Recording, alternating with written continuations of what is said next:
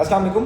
बहुत सारे पेरेंट्स मेरे पास जब आते हैं तो बहुत बड़ी एक फ़ाइल उनके हाथ में होती है जिसमें बहुत सारे उन्होंने टेस्ट करवाए होते हैं, जिसमें कभी हैवी मेटल टेस्ट करवाया होता है, उसकी रिपोर्ट होती है, किसी ने फूड एलर्जी पैनल करवाया होता है, किसी ने आईजीजी लेवल करवाया होता है और कुछ बच्चों ने 15 से 20 ऐसे टेस्ट करवाए होते हैं इस उम्मीद के साथ कि शायद उनको इन ब्लड टेस्ट की बुनियाद पे ऑटिज़म की रीज़न मिल जाए।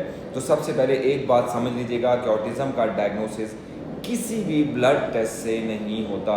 ऑटिज़म एक न्यूरो डेवलपमेंटल कंडीशन है और इसका डायग्नोसिस बच्चे की डेवलपमेंटल हिस्ट्री, बच्चे के बिहेवियर और उसकी असेसमेंट की बुनियाद पे किया जाता है।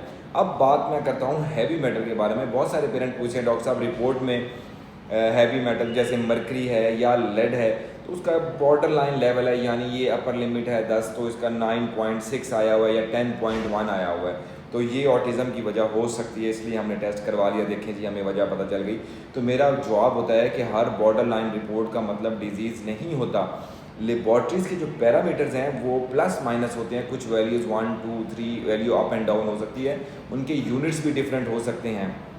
कई दफ़ा जो वैल्यू एक रिपोर्ट ने बॉर्डर लाइन लिखी होती है वो दूसरी रिपोर्ट ने नॉर्मल रेंज के अंदर लिखी होती है, इसलिए सिर्फ रिपोर्ट देखकर ये कह देना कि ये ऑटिज़म की वजह है, ये साइंटिफिकली बिल्कुल ठीक नहीं है।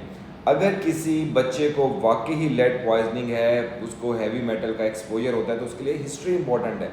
जैसे उसके लिए हिस्ट्री में हम घर की एनवायरनमेंट के बारे में पूछते हैं, फादर का प्रोफेशन पूछते हैं, जिनमें वो पेंट वगैरह घर में हो या पेंट के डब्बे घर में रखता हो, उसको बच्चे के खाने की आदत हो, या घर में पुराना पेंट हो तो दीवार से वो पेंट उतार के बच्चा खाता हो, या इंडस्ट्रियल एरिया में रहता है जहाँ पे इंडस्ट्रीज़ का जो वेस्ट है वो पीने वाले पानी में मिक्स होता हो, उसके साथ एक्सपोजर हो जाओ, या कोई क्लिनिकल हिस्ट्री है जो कि हम डॉक्टर्स बच्चे को हिस्ट्री और एग्जामिनेशन पे देख के कंफर्म करते हैं, तो फिर हम डॉक्टर्स जो हैं वो उसका ब्लड टेस्ट एडवाइस करते हैं कि देख लें कि पॉइजनिंग है या नहीं। लेकिन हर ऑटिस्टिक बच्चे का हैवी मेटल टेस्ट करवाना बिल्कुल भी रिकमेंडेड नहीं है।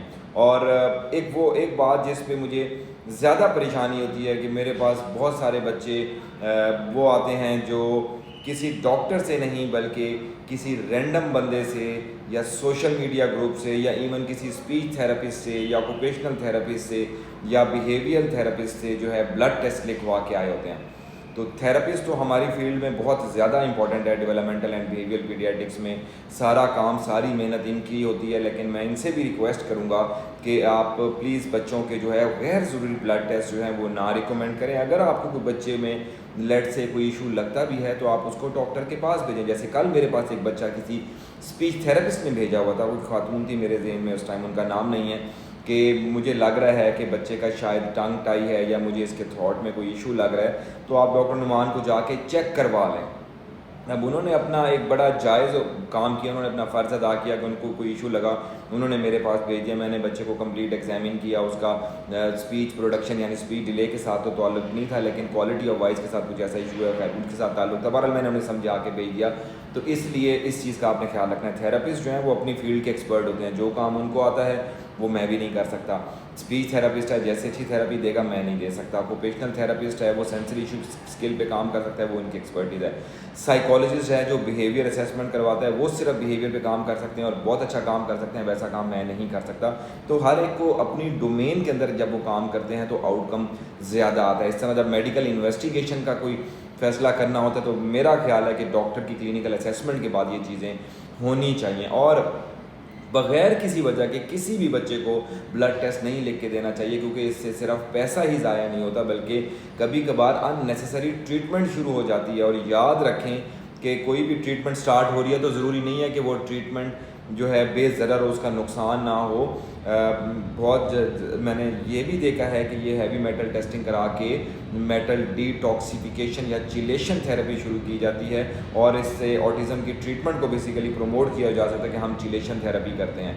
यहाँ पे ये बात आप समझ लें, अगर किसी बच्चे में medically confirmed heavy metal poisoning नहीं है तो सिर्फ ऑटिज़म की वजह से डिटॉक्सिफिकेशन या चिलेशन थेरेपी एविडेंस नहीं है, इसको अप्रूव नहीं होता। चिलेशन मेडिसिन के अपने साइड इफ़ेक्ट होते हैं और इनके इस्तेमाल से उन पेशेंट में जो है फ़ायदा होता है जिनमें टॉक्सिफिकेशन हो, और उसके एक लेवल होते हैं जो हम अपने मेडिकल साइंसेस में पढ़ते हैं, वो टेस्ट करवाते हैं, वो ख़ास लेवल क्रॉस करता है तो उस पर ट्रीट किया जाता है। उससे पहले तो एनवायरमेंटल मॉडिफिकेशन की जाती हैं। तो इसलिए अगर आपके बच्चे में कोई ऐसा इशू आता है तो बजाय डायरेक्ट मेडिकल असेसमेंट टेस्ट की तरफ जाने के बजाय बच्चे की सबसे पहले असेसमेंट करवाएं। डॉक्टर ने उसको देखना है, डॉक्टर ने उसकी हिस्ट्री लेनी है, डॉक्टर ने उसका एग्जामिनेशन करना है।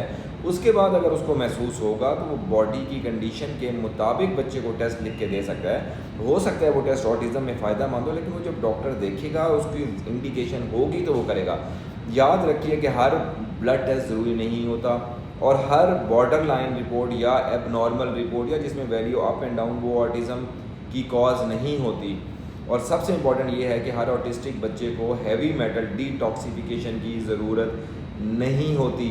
अपना वक्त, अपना पैसा और अपनी जो एनर्जीज़ हैं वो बचाएं। वो ये एनर्जी बच्चे की जो साइंटिफिकली अप्रूव्ड चीज़ें हैं उस पे लगाएं, जैसे कि अर्ली इंटरवेंशन, टाइम पे डायग्नोसिस बनवाएं, स्पीच थेरेपी करवाएं बच्चे की अगर सेंसरी इशूज़ हैं या ऑक्यूपेशनल या सेंसरी थेरेपी जहाँ इंडिकेटेड है वो करवाएं, और अपनी ट्रेनिंग हासिल करें, क्योंकि parents are the best therapist.